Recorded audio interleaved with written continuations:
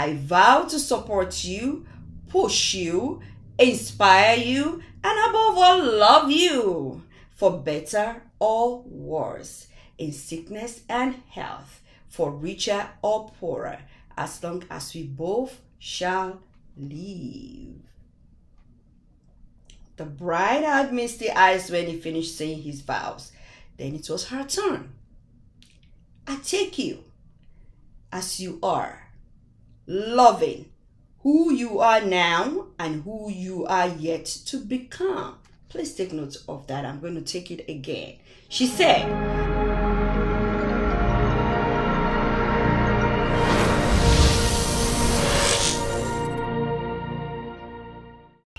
hello everyone, you are welcome to Olabooks TV. If you are joining me for the first time, my name is Adiola, and here we talk a lot about books, about everything literature. We talk about the book settings, we talk about the themes, we talk about how we can be authors ourselves. We talk about so many things that are book related. So today what I have for you is poems. What are poems? What is a poem? What does it mean to you? Do we have different kinds of poems?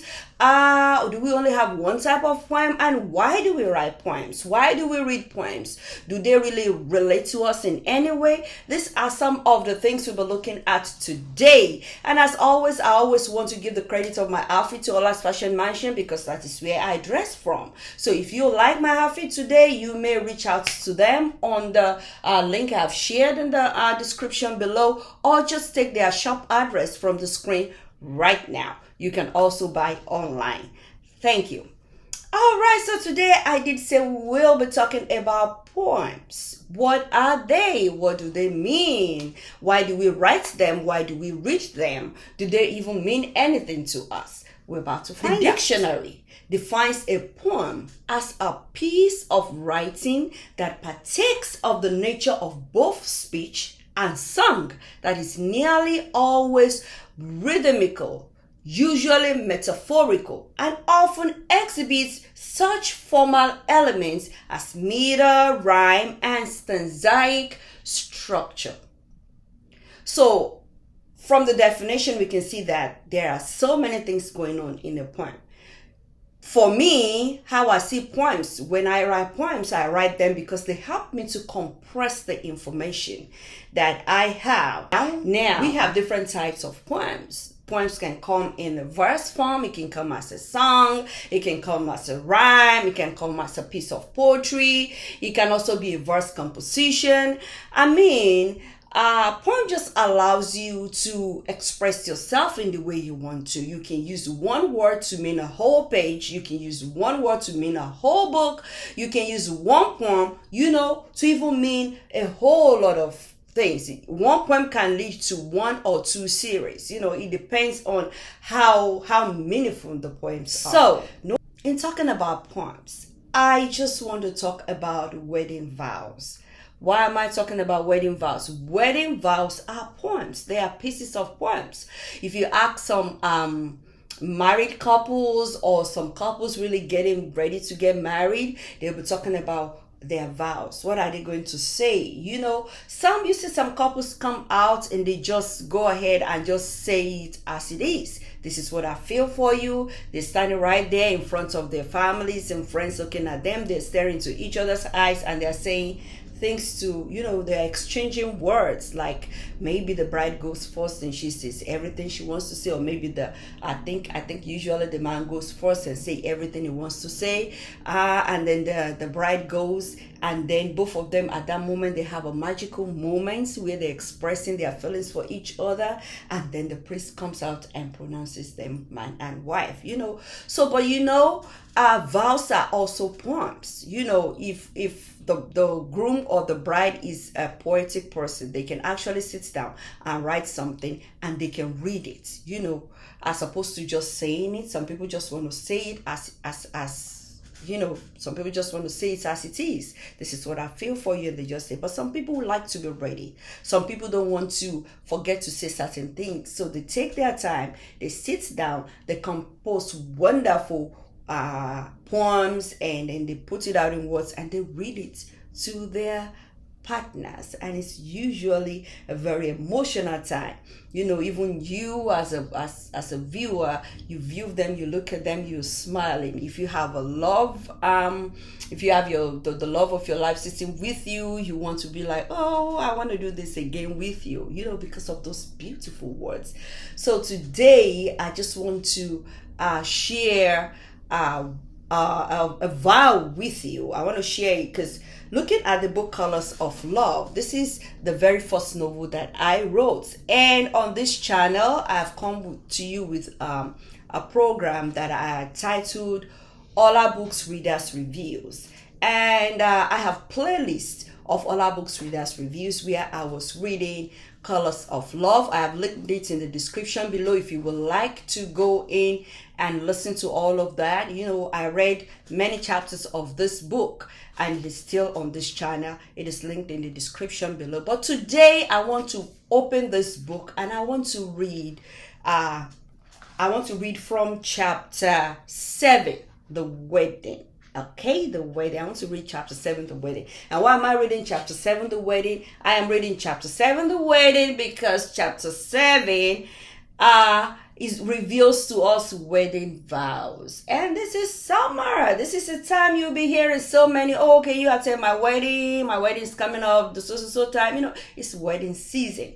So I just want to share vows with you, and I also want to say this to couples, that yes, it's okay for you to sit down and write a poem for your partner, and just express yourself, and you can read it to your partner on your wedding day. Or if you just choose to memorize it and just say it as it is, that's also acceptable, but I will just be sharing this with you.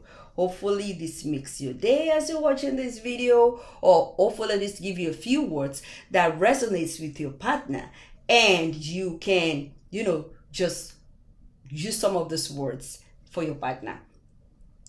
Also, I would not just be reading the vows, because I want you to really get the feel. Why did this couple decide to say these words about themselves? I'm not going back to reading everything, but I'll read from the beginning of the chapter, and after reading the vow, I'm going to stop. So it's just 2 pages I'm sharing with you today. And after that, I will share my words, what I think about the vows, okay? Because one reviewer of this book said something about the vow, like, wow, you're going to find beautiful vow, from the book.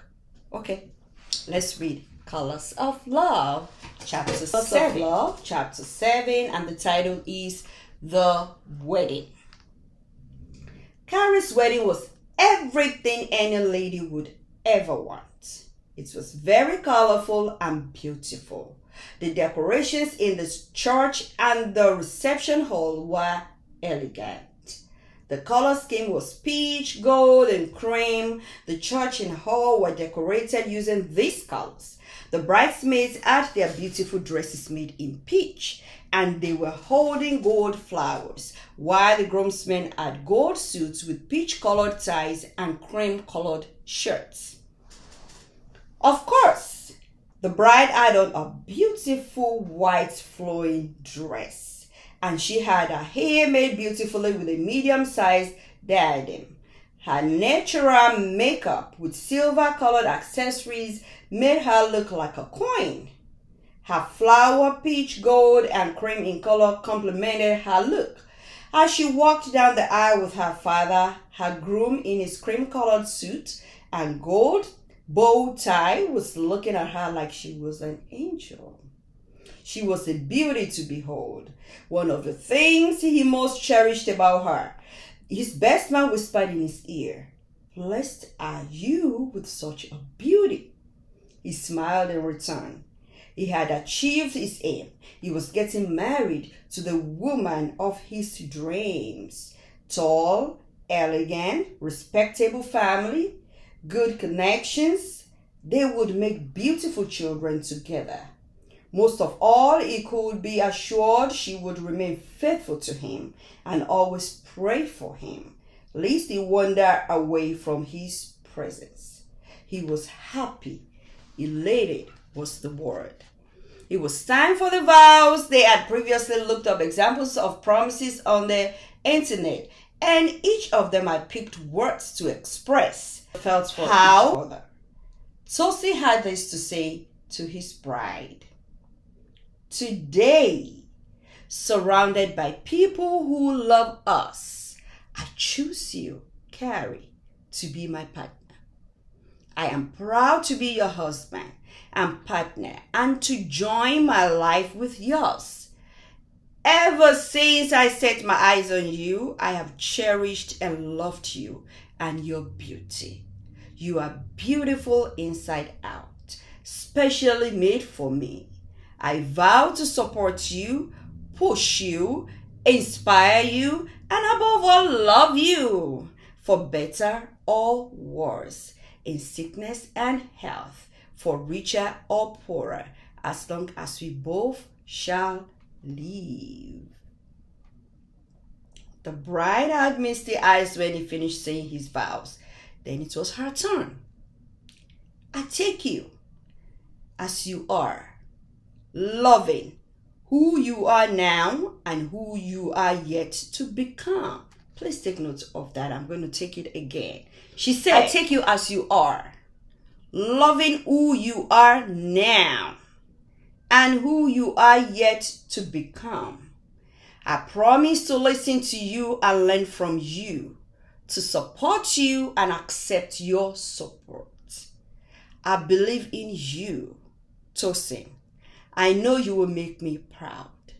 I will celebrate your triumphs and mourn your losses as though they were my own.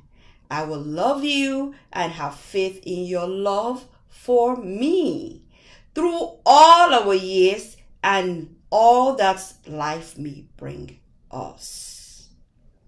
Those are heavy words. They are beautiful words. You know, I agree. Those are really, really beautiful words. And those words make you, gives you some kind of feeling. These are a new couple and they are committing to each other. But if you look at the words Carrie spoke, Carrie is the wife, the bride here. I take you as you are, loving who you are now and who you are yet to become. I want to talk about that. Now, when you meet with your partner, maybe you start off as friends or maybe not as friends, you just start to date and you're loving who you're going out with. You want to see more of her, you want to see more of him, you just want to hang out together. People see both of you all the time, holding hands and just loving yourselves and just enjoying each other's company. Now, you've been with this person for a little while and I love the way he talks. I love this about her. She's just beautiful inside out, just like the groom just said in the vow, and you both decide to commit. Do you know what you're committing to? You are committing to who you know now and who you will know later, because so many people have found out that the person they think their partner was before they got married to them are not the people they are after they are married. Now, this could be positive and this could be negative. It depends on how you handle it. Now, this is what I'm saying. Some people pretend to their partners until they get married. And after they are married, the partner finds out that she or he has been lied to. And there comes the problem.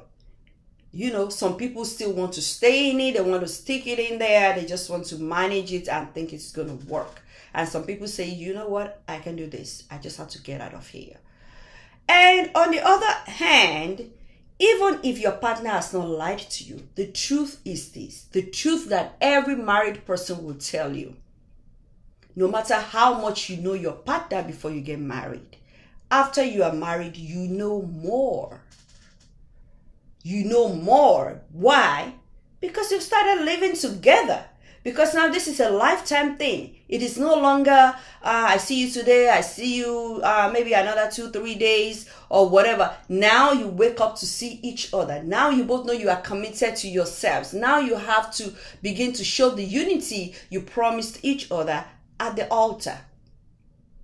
So now you don't have anything to hide anymore. You wake up each morning seeing each other. And that makes you know this person more. So now, the more you know is either the more you know, the more you love your partner, or the more you know, the more you feel far away from your partner.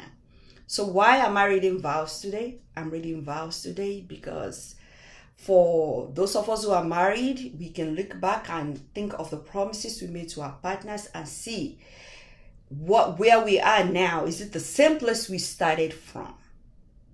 Are we in the right place? Do we need some adjustment? And as married people, if we need adjustments, one thing that I know always works is this. Number one, prayer works. Number two, you cannot pray if you are not committed to your marriage. Both of you have to be committed. You both must want to make this work for it to work. Because if it's one person doing the work, there will be a time that the person will get tired and things will just, be all over the place. So both of you must be willing to keep the marriage, and both of you must be prayerful, because where the flesh comes in, when we pray, God helps us to mend things. That's just my little piece of advice. And for our, couples, for two people just planning to get married, you need to understand that you are you are getting married to the person you are falling in love with, and you are saying that you are committing yourself to this person that you know. And the other thing, whether you say it or not, is that you are committing to this person also. The other part of it is this. You are also committing to the part of this person that will be revealed to you after 1 day, after 2 days, after 1 week, after 1 month, after many months, and after many years of your marriage. And I will leave you with this. Don't be scared of what you see. You might just need to sit, breathe in and out, and think of how you want to manage your home. So, thank you for watching today. I hope this video has helped you one way or the other. I hope you have enjoyed this piece. I've enjoyed reading the vows. Okay, more coming to you on poems. That is one poem I've read to you. I just wanted you to understand that vows could be poems. Vows are because they are words that flows from your heart, and they are words that you speak to your spouse. We have talked about vows today, and we have talked about how we can write our vows. You can look up on the internet to find some. You can just let it flow from your heart because you love this person. You may decide to write it down and memorize it and just say it offhand. You may decide to write it down and read it to your partner, or you may just want it to flow freely from your heart, looking, eyeball to eyeball with your partner, and you're saying what you want to say about vows. Literature cuts across all walks of life. So today, literature has led us to marriage and vows. So next time I'll be bringing you more poems talking about another theme. This vow today is talking about marriage. Next time it's going to be talking about something else. So if you like this video, don't forget to give it a thumbs up. Don't forget to subscribe, and don't forget to hit the notification bell so you can be notified the next time we drop another video. Until next time I come your way again, I remain your girl, Adiola. Bye.